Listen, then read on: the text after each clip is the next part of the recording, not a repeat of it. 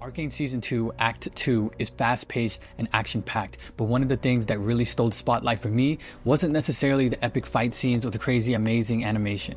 It was something more simple, something more subtle. It was how Arcane shows respect to its audience with the narrative technique of show, not tell, most prominently in the new introduced character, Isha, and her relationship with Jinx. Isha is an orphan from the Undercity like Vi and Jinx, with the biggest difference being that she is mute. Isha's muteness might seem like a narrative limitation, but in reality it's a storytelling strength. In her first scene, we see her attempting to escape from goons in the Undercity and ends up running into Jinx. As her attackers approach her, there are no cries for help or tears. She simply takes in all of her surroundings with fear in her eyes. After Jinx shoots all the enemies, she points the gun at Isha multiple times, and again, she doesn't make a sound. Instead, she flinches back a couple times and puts her forearm up as to block and protect herself. She has less fear in her eyes now, but is still worried as she is trying to determine if Jinx is a friend or a foe. She then notices a wall of Jinx's wanted posters, eventually getting Jinx to turn to them as well, as if to say, "Is that you? Are you Jinx?" With Jinx immediately responding, "Yep, that's me." Isha's eyes are perhaps her most powerful tool to communicate. The animators bring her thoughts to life through subtle changes in her expression, narrowed eyes to convey distrust, a softened gaze to show vulnerability. These moments are never ambiguous, yet they are never spoon-fed to the audience either. We, like Jinx, learn to read Isha's silence as fluently as if she were speaking aloud. It also encourages interpretation. This style of storytelling allows for ambiguity and subtlety, giving the audience room to interpret and connect the dots themselves. It makes the story more layered, allowing different viewers to take away unique insights based on their perspective. A good example of this is back in Jinx's lair, her and Isha are playing with bugs, and after Jinx's bug loses, she gets ready to dispose of it, only for Isha to stop her, this time using real sign language to say, "Rematch." Jinx again immediately responds, without a moment of hesitation.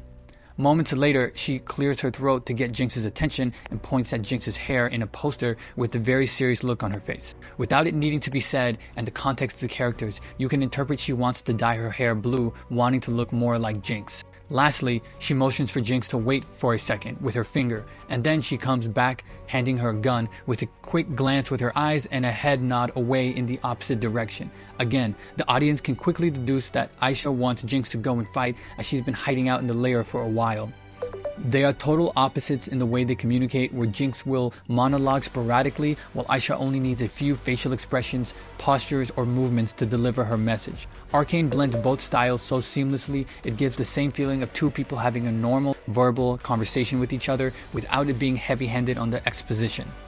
Lastly, when creating memorable stories, audiences are more likely to remember and cherish moments that they've experienced rather than been told about.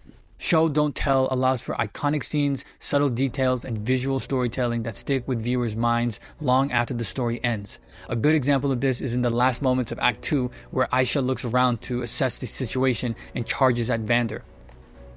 Think of the unspoken camaraderie between Jinx and Isha during battle scenes like this. It's not just words, but shared glances, synchronized movements, and mutual understanding that create a long-lasting impression. When a show shows rather than tells all the time, it deeply immerses the audience in the world and its characters. Instead of being handed information, viewers are invited to piece things together themselves. This active participation makes the experience more engaging and rewarding. Isha's silence speaks universally. Her intent is clear, whether viewers focus on her determined eyes, her poised stance, her strategic gestures. Arcane shows that communication isn't always about words. It's about connection, understanding, and the willingness to listen to what isn't being said. And like you guys, I can't wait to watch Act 3. Like and subscribe for more Arcane content.